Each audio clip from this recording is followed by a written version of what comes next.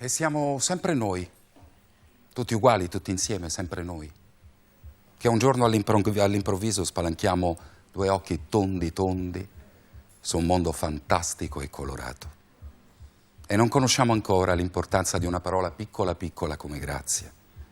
Siamo sempre noi, sempre uguali, sempre noi.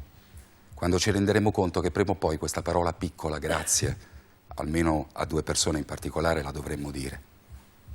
E siamo sempre noi, tutti uguali, sempre noi. Quando cresceremo, chi pensando di più, chi pensando di meno, ma cresceremo, perché tanto prima o poi ci si para davanti quella parola lunga che fa paura, responsabilità. E la dovremo pronunciare, ma soprattutto praticare. Siamo sempre noi, tutti uguali, sempre noi, quelli del primo bacio, dato in coppa a una muretta a Mergellina, con superficialità.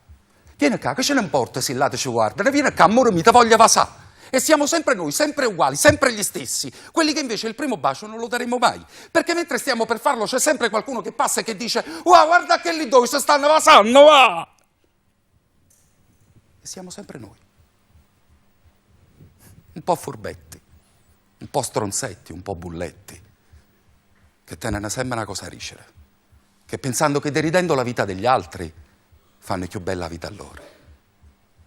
Siamo sempre noi, quando arrivano le prime scosse elettriche, quando non riusciamo a distogliere l'attenzione da due montagnelle rose fantastiche e vorremmo trascorrere tutta la notte a dormire su un fondoschiena bellissimo che non riusciamo a dimenticare. Siamo sempre noi, tutti uguali.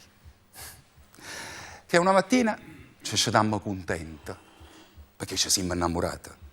Ma l'amore vero però, che non è mai come l'amore che avevamo pensato, a partire dalle piccole cose, perché non è bionda ma è bruna, perché non è in carne, ma è sì che avete che pare uno stecchino.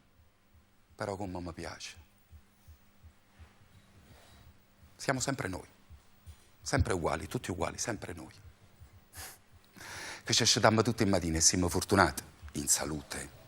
Siamo sempre noi, tutti uguali, che poi non è neanche vera questa storia del tutti uguali, a partire dal fatto che qualcuno ha le palle e qualcuno queste palle non ce le avrà mai.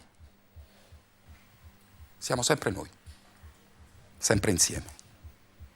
E dobbiamo sperare di arrivare tutti quanti allo stesso momento, quando guardandoci davanti ad uno specchio diremo, nonostante me, nonostante noi, nonostante tutti, oggi so chi la voleva essere. Io oggi sto buona, perché oggi sono io.